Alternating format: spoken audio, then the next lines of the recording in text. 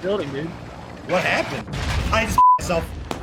I'm done. Oh my god. You actually could revive me. If you jump, you can revive me now. Holy sh.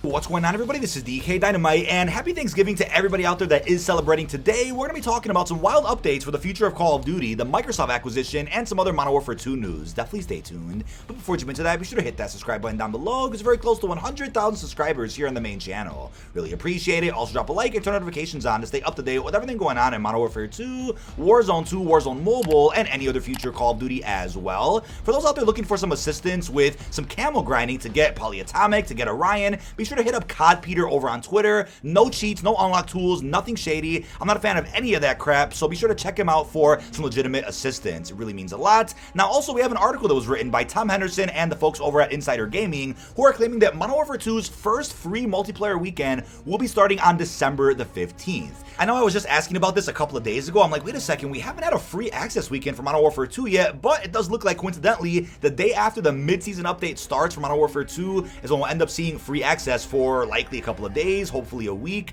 I have a video coming out tomorrow talking all about what's going to be coming in the mid-season update. There's a lot that you guys know about and probably a lot that you don't know, so be sure to check that video out when it does drop. It might also answer the question as to what's going on with the COD Ball LTM. For those wondering if it's going to be locked behind a paywall where you have to own Modern Warfare 2 to play it, it's probably not going to be locked behind a paywall, but if it is, at least those out there that get free access to multiplayer that weekend will get a chance to try it. I was also shocked when the article mentions that Cold War is supposedly going to get an update on December 6th. I'm like, wait a second, where is that coming from, right? Very unclear as to what that update could be. It could just be a housekeeping type of update, something that is tied to Modern Warfare 2 somehow, some type of cross-marketing, or there could be some surprise content left that Treyarch wants to drop before the end of 2022. I'll definitely cover that nonetheless, though. But now when it comes to the crazy stuff, Politico is reporting that the FTC will file an antitrust lawsuit against Microsoft to prevent their acquisition of Activision. Now, it's not confirmed. It's just being rumored right now that there are some sources behind the scenes who apparently know what's going to be happening with this acquisition.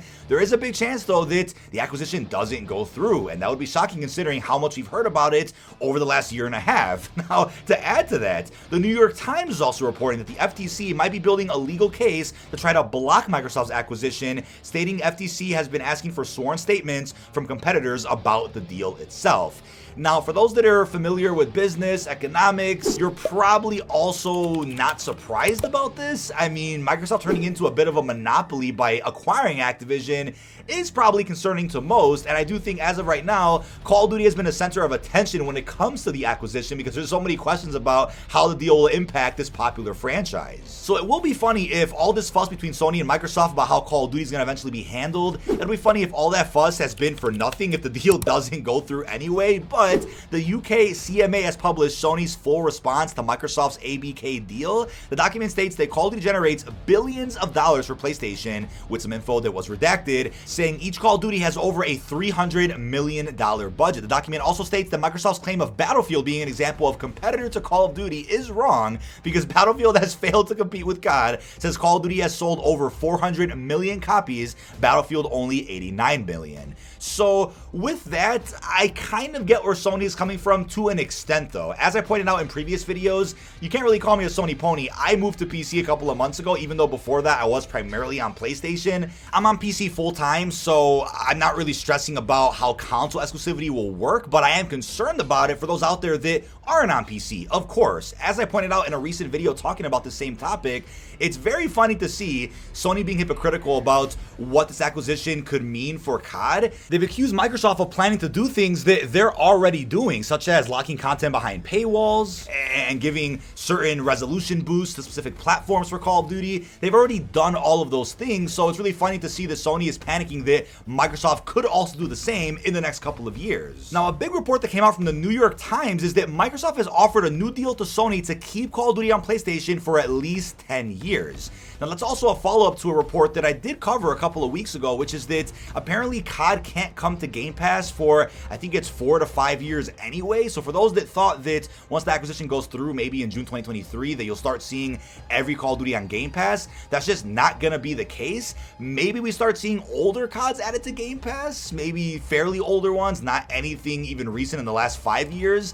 But if you guys thought that maybe the new way you buy Call of Duty starting next year is by having a temporary Game Pass subscription to try it and then you can cancel it, that's just not gonna work. Even though that's where I think things may have been heading if COD did go to Game Pass. You'd have the option to buy it for $70 on a PlayStation, maybe even for $70 for your Xbox console, but the real way to buy Call of Duty would be to just have a Game Pass subscription giving you access to thousands of games, but also that new Call of Duty day one. And let's say you only get that Game Pass subscription for the new Call of Duty, you can just cancel your subscription and not have to worry about it. That I think would be damaging to Sony long term, not right away, but I think long term for those that are on Xboxes or on PC, that would be the way COD is purchased. But now it looks like there's nothing to worry about at all. If the deal does go through, you're never going to see Call of Duty removed from PlayStation, at least not for over a decade. But it gets weirder since Microsoft's response to Sony as of recently has suggested that Call of Duty is irrelevant. And I'm like, wait, what? Call of Duty is like the center of attention with this deal.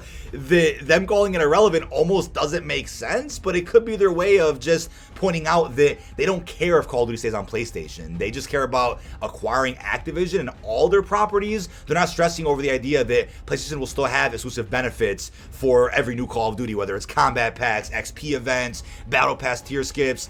Maybe that's what that was referring to, but this whole thing has just been odd. Now, Phil Spencer was on a podcast recently where he was asked once again about the future of Call of Duty, and the vibe I got from that podcast is that if the deal does go through, the ball will be in their court to remove COD from PlayStation if they wanted to, because they can.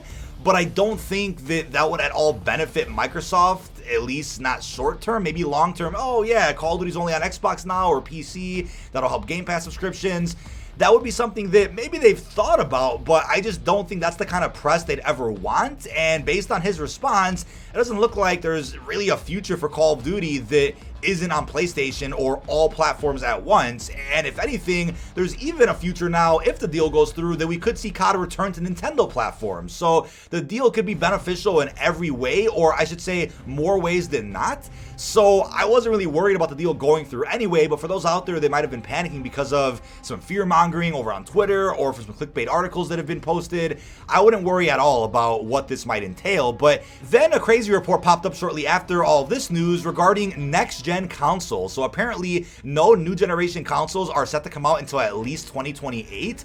And I'm happy about that because it still seems like the new generation of consoles hasn't even really started. I mean, I guess for Xbox it has. You can get a Series S pretty easily. A Series X is pretty common these days, but PS5s are still fairly scarce. And I hope that comes to an end in the next year so that everybody out there who wants one can just walk up to a random store and get one. I mean, because of the pandemic, I understand the manufacturing issues and the lack of supply. I understand that, but with that in mind, I would have hoped that maybe the new generation of consoles could have actually launched after the pandemic when it would have made more sense, when more were available, but they came out in 2020. It is what it is. I still think the generation of consoles right now hasn't even really started that much. There have been some great new games for PS5 with more on the way, but not many for the Series X. So I would say, if anything, drop the new consoles in like 2030 or after that. People aren't ready to even think about a PlayStation 6 or an Xbox XX or whatever the hell they want to call the next series. I mean, we're at this point where things are kind of all over the place that nobody's even thinking about what could possibly happen in the next 7 to 10 years. I think when it comes to the next generation of consoles, it might not be that big of a jump either. I could be wrong on that one, but the way I see it as of now, with the way gaming is going, I just take a couple of years to invest in a PC. That's what I'd recommend for you guys, because that's obviously the best place to play Call of Duty if you don't care about all the exclusive benefits from playing on a PlayStation to get that Oni operator pack or the XP boost or the tokens, whatever the case is. That's the way I see it. I don't see consoles ever going away, but I also don't see them really pushing the limits that much farther without getting more and more expensive to the point where you might as well buy a PC anyway. But to end off this video with a bit of a fun Modern Warfare 2 update, it was also reported that someone actually won the Mountain Dew X Call of Duty Grand Prize, which was 1 year of double XP from Modern Warfare 2. But to clarify, Keshoff did report over at Charlie Intel that the fine print legal language actually states that the 1 year of double XP with Mountain Dew do is 1 hour of double XP every day for a year straight. It's not something where you have permanent double XP all year long and it never expires. And I get that people out there in the replies are a bit upset about it, but I do think that's kind of funny. It's only an hour a day. I mean, that's better than nothing. But I think people out there had speculated the grand prize would have been the biggest cheat ever, to where you can have permanent double XP for a year straight and you'd essentially burn through every level every season as fast as possible. But that is about it. This has been DK Dynamite. Leave our thoughts down below in the comment section. Bit of a bonus video here for you guys today with some news I didn't get a chance to cover over the last couple of weeks because of all the craziness with Season 1, of course. But hope you guys have a great Thanksgiving. Let me know what you think down below about the upcoming Microsoft acquisition. Really hope you've enjoyed, and peace out, everybody.